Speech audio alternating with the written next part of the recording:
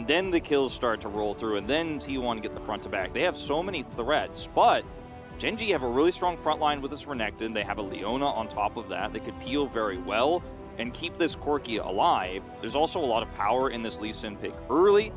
And Renekton having that guaranteed CC setup for Peanut means he's going to have a lot of power, a lot of opportunities in the early game. The place locking down this team will be more difficult.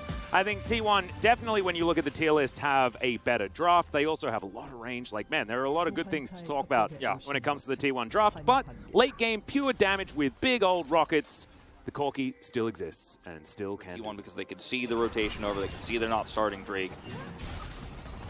It's always scary when you watch a Corki versus LeBlanc here. I do like that you see the essence of what a Corki farm phase is. It's a bit of a fight here on the top side of the map. Zeus wins out in the end of T1 in the area. Pincer maneuver possible. Peanut, a lot of mobility as Doran is now dealing with the minion wave, and T1 with the man advantage get to move in and try and get control. Looks like they will be able to take this, and I think Gen G not fighting is a smart move because they have the Corki, right? They want to be scaling. And T1 want to accelerate their lead. Certainly works out for them. Position is not great here for T1 to hold on to this, though. Gen G have a really nice angle here for the bomb. Yeah, the bomb is certainly a dangerous one as Doran comes on through. Oh, the big one barely missing. On to Carrier there. Certainly good news for T1. If they avoid all of this poke, and they can keep holding on to this Rift Herald and start trying to go for these fights. There's the Flame Chompers, great position. As the depth charge comes down onto Peanut, he'll get knocked up immediately. Lehens is just dead, and the Rift Herald will be taken down as well. Excellent engage. Eventually they ran out of time, basically straight up. Well, Ona's going to come in. Peanut's here for the counter gank. Can he actually stop this one, though, as the Crescent Guard comes in, faking out on his own, but Peanut, no health at all. The flash forward is going to get the safeguard out of Peanut, so not actually worth. As Super Mega Death Rocket flies down, is going to hit Chovy, and so not going to grab the kill onto Peanut, but Rift Herald will come forward. There's the ulti from Doran, but he's going to have to flash out of this turret, and Zeus not going to go down this time. Felt like Doran just felt desperate to make a cross-map play of any kind, but he was alone trying to just ult under turret. Peanut, ooh, nice doesn't. sidestep. Yeah, really nice sidestep, but also not able to land the Sonic Wave. T1 just picked up a ton of money on one of their carries in the mid lane and almost eliminated the ability for Chovy to farm. Okay, oh, the bait was so good from Zeus! And Doran, 2 back-to-back aggressive attempts get punished. The second one will be lethal, and now Zeus has a massive lead, too, in this lane. Yep. Chovy is going to be able to get the blue buff here as Peanut jumps onto Ona. Carry is there. Solar Flare connects, though, as the Zenith Blade comes down as well. Instantly, the Crescent Guard comes in as Chovy will help finish him off. Peanut grabs that kill. Gumayushi, though, dashing forward to flash out. Lehan's extremely low, and now Zeus is trying to lock them down. Chovy is going to be able to flash himself to safety. But in the end, T1 are going to be able to equalize those kills, especially now that you've got mid-outer turrets falling down. This is a composition that wanted to turtle a little bit as this game went on, and it's going to be more and more difficult. We mentioned again, I think we can bring it back up, the combined kill score for both of these teams. T1 have been so much faster. More recently, Zeus could be in trouble here. Solar Flare will get the slow onto the Jace. He has no flash. He is likely to die, but he's going to get the boot back first, and Faker's going to come in. Doran's not even going to be able to secure the Jace. And he will be able to take down Doran there. And now, even more bad news for Gen G, as T1 will follow down Lehens and grab that one as well. The punishes are just absolutely ridiculous from this team. And I don't want to make this seem more depressing than it is. At least Gen G will trade for a Drake, but it's also the Rift Herald here, which is going to be basically a guaranteed turret off the map wherever T1 decide to take it. Move all of that vision towards the bottom side. We're doing this again? And now they've done it again, right? As, okay, Doran is going to dive on top of him, but this time Carrier's in position. Depth charge comes down, and if at first you don't succeed, maybe just keep going. I don't know. I guess that was the... Now Chovy's caught. Yep, Chovy does have the package of it. Oh, no, that was just a Valkyrie, and he's just dead. As we're looking for a kickback here for Peanut. Wants to try and save the rest of his team, as Carrier is so scary on this Nautilus, and Peanut is not going to be safe from that giant anchor, but Ophelia will be able to lock him down and grabs that kill for himself. Mega Inferno Bomb comes down as Peanut is going to finish off the Jason, gets out. The Zap is going to be sidestepped as well as Doran tries to put himself in front. And in the end, it's just seeing whether there was anyone lying in wait. Chovy trying to find some of these blocks as Peanut just going to get popped by Faker. hops over the wall, secures the kill on the jungler, and that means that there is no smite to stop this Baron. They have to win a team fight 4v5, otherwise this is just going over, but it's not going to happen. Kerry is even going to go golden, keep himself alive. Ophelia is going to take so many autos here from Gumayusi, who is absolutely untouchable right now. We'll even find the zap there onto Doran, who's trying to slink his way out, but Guma, he is going to get excited, run back towards that Baron and lock that one down. In the meantime, Faker will just create some handbags here in the enemy base. I would love to see this replay twice, once from T1's vision and once from Genji's vision, because imagine the terror. Okay, they're doing Baron, I could see they're on it, we've got to get over here, we've got to go through this choke, and then Keria flashes over the fat wall and engages on your Corki. Well, Peanut is going to be able to get a kill. He's dead, but that was cool. Managed to get himself killed. Oh, okay. Chovy going to be able to mop up Gumayusi. Ona trying to stay alive. Good Valkyrie. But that is going to stop the Baron, actually. So a huge play. In the end, I thought it was Peanut just going in for that desperation steal. Chovy's likely to be dead as well. Oh, my God! Oh, I'd forgotten about the Corki damage. The Corki damage is real, and trades like this, when you are behind as Genji, getting all this important shutdown gold onto the Corki. As soon as you get Doran in there, exactly like this, right? A solar flare is going to come through. Faker, immediate follow-up, Super Mega Death Rocket, and that's a dead Crocodile. This is precisely what we were talking about, because now the flow-on effect happens. The other engaged choice is going to be removed. You don't have a front line. Exactly. What are these poke champions going to do when you can just run at them and they die? You don't have a front line anymore, and that is, you know, one way to approach this is to try to kill the back line first with your LeBlanc. The other way is just engage on the tanks, take them out. Is Peanuts looking for an angle here? Oh, Carrier. He's going to get the kickback. That's going to mean that the chains connect, and Faker takes Peanut for a walk. T1 looking to lock down the Baron now, and that whole passage of play, just beautiful. And you know, Genji just had no real options here. Faker, or rather, Gumayusi, not a lot of mana. Zeus, they are just... trying to fire these as Lehens goes in for one last-ditch effort. There's the dredge line. That is a special delivery of the Leona. Doran's going to go down as well, and it's once again the same ordering. Now the front line is completely missing. Everyone on T1 is unlocked. The flash forward from Zeus. Gumayushi's flashing after some Ziggs, and now it will be the Nexus's turn to go down. 19-6 the kill score. T1 with a masterclass of how to play the mid-game vision game. Oh man, just utter dominance here from T1. Zeus was level 18 for so long that game. So much of this game was decided by attempts in the top side of the map from Doran that were shut down, because that really limited the opportunities that Peanut had a great game himself. It's Zeus, Faker, Carrier, and I don't really care who gets it. I don't think anybody is really going to be upset. Yep. It's T1, man, they look so dominant. Even against, like you said, a Genji that is playing well, is playing to their weakness.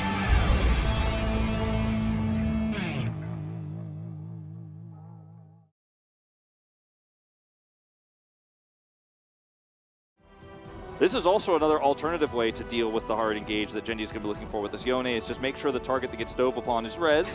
And it will be locked in. So the Zillion to come through here does mean that you do get to keep someone alive if Genji does lock them up. And I do very much like it. Fits all that well with the composition they put together. But I still have no doubt in my mind that they'll win. It was. As Faker. Okay, let's see whether Peanut can lock this one down. The flash comes through. Can they actually grab it? They do. First blood goes to Chovy. Probably the best start Genji could have hoped for. Yeah, Diana spikes are something that we will need to look out for. Yeah. As it's basically a quad carry composition. As, into the Lee Sin, Diana has done pretty well. Historically. This is also, you know, there are some kind of asterisks on that one, with a lot of Canyon playing it recently and having an incredible win rate on it himself.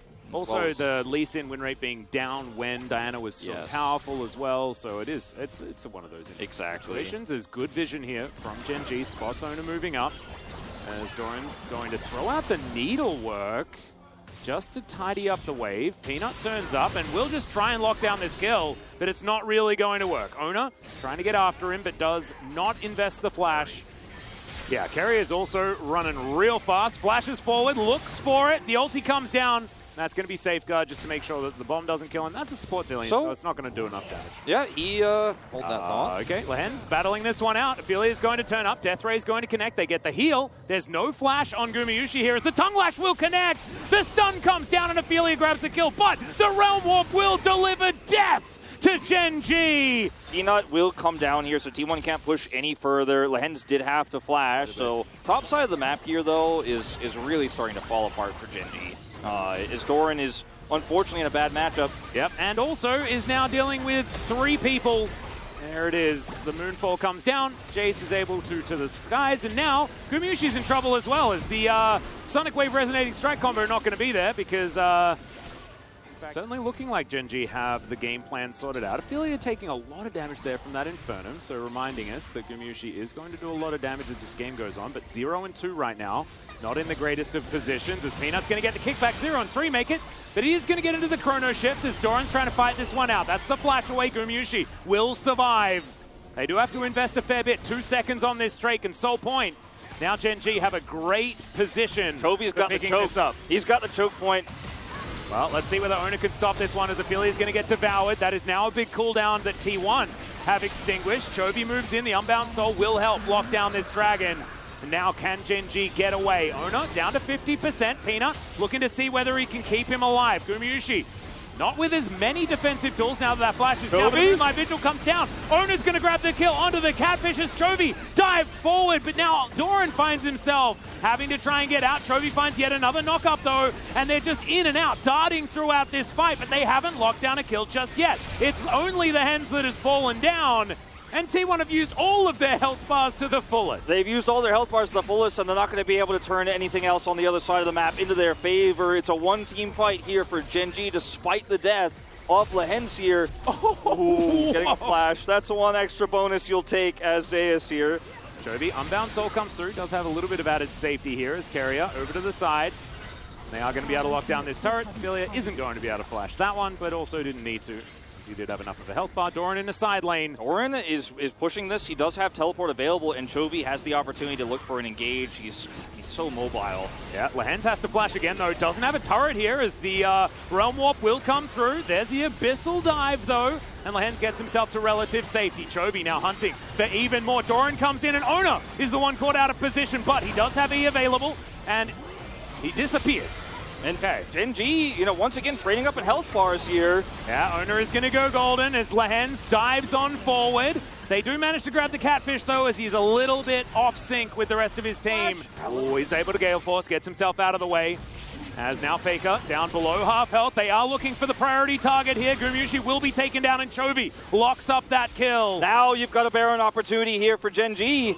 They've got this on lock. Gumyushi not available for 30 seconds here. Owner doesn't have flash, will have his ultimate available, but they've got no vision control here. Yeah, Chovy trying to lock down. Faker grabs the kill before the Unbound Soul will pull him back into the Baron Pit. Owner does have his flash available. This is still stealable for T1. And now they're looking for that desperation play. Lehens trying to make his way in. Eats the gray health, but I think he'll still be biting the dust. And it will be a lockdown from Carrier to grab it. And now Owner's trying to take down Doran. They look to try and get out of the fight as the Moonfall is going to secure it onto Doran. Yes, they grab the jungler, but it's Zeus that's looking to lock this one up. Chaos Storm comes in, and now it's a party on the gravity field. Carrier trying to run his way out, and he will be able to do so just barely, as the Leandris is not enough to get the kill. Ophelia's waiting for it, though. He's got a ward here.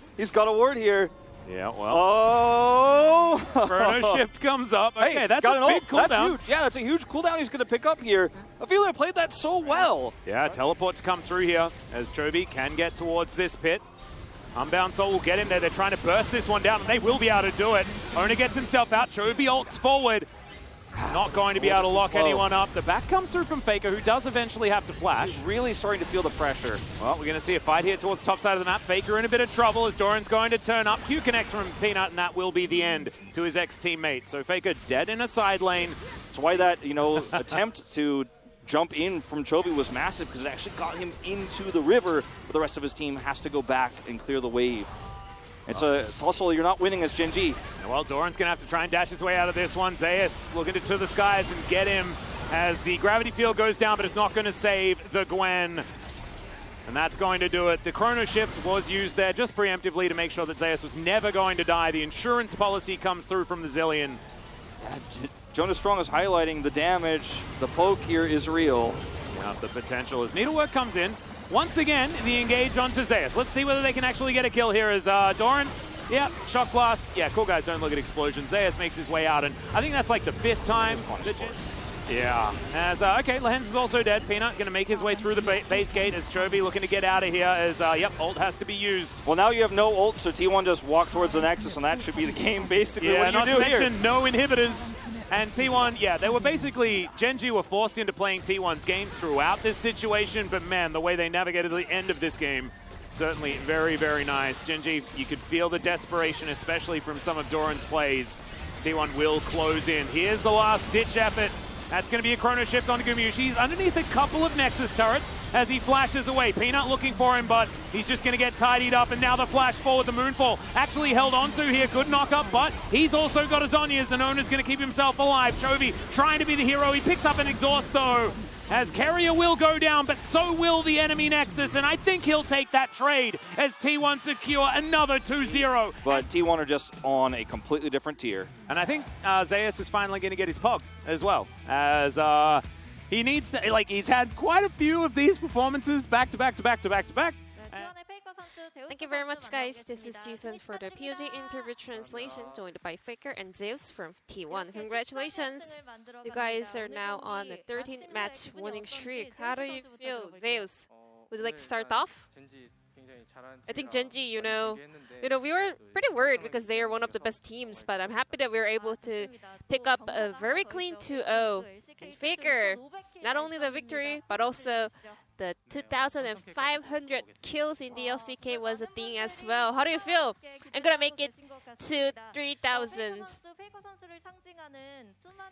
You know, Faker, you have so many signature picks. However, you were able to pick up the 2,500 kill on one of your iconic champion, LeBlanc.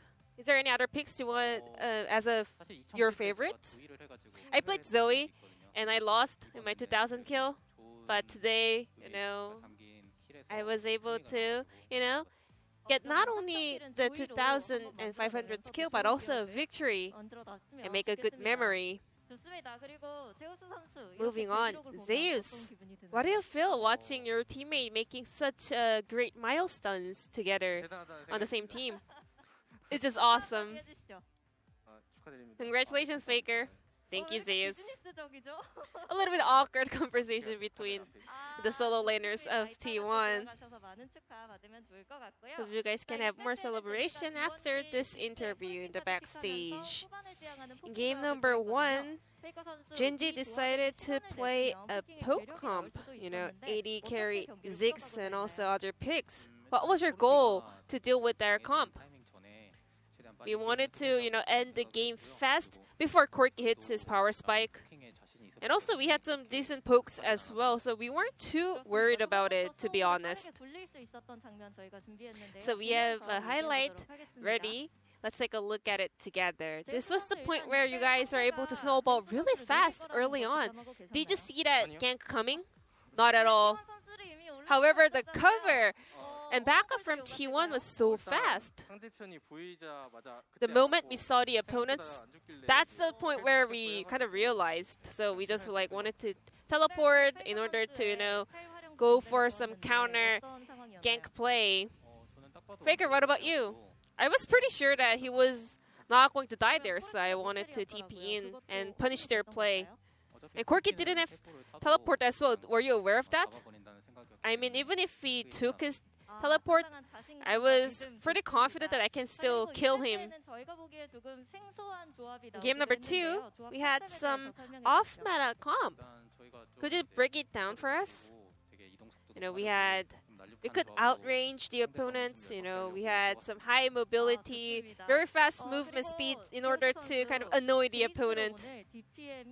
Zeus, you had 1,090 DPM on your Jace in game 2. What do you feel about your performance these days? I mean, Jace, he can always do a decent amount of poke when his teammates are doing a great job for him. So I would like to say thank you to my teammates. Indeed, says Faker. However, the Jace as a counter into Gwen was really effective. Jace is in a huge favor in terms of the champion matchup. What's the key thing in that top lane matchup?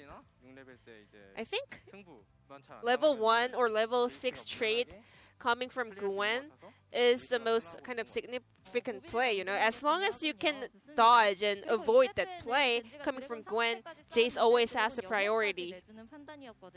And T1 actually let the opponents take the soul and try to seize down the opponent Nexus. It was apparently Genji loving the Drakes, so I thought we could not actually kind of find a breakthrough around the objectives. If you pick up another victory against KT in your upcoming match, you can tie with the 2015 Summer SK Telecom.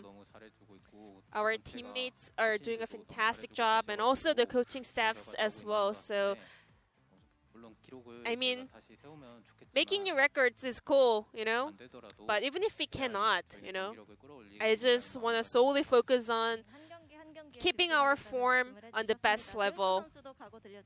What about you, Zeus? You know, I actually try not to pay attention to the records. I just hope we can, you know, keep the great form. And this will be the end of the interview from Zeus Faker, and back to the endless carpet space. Thank you.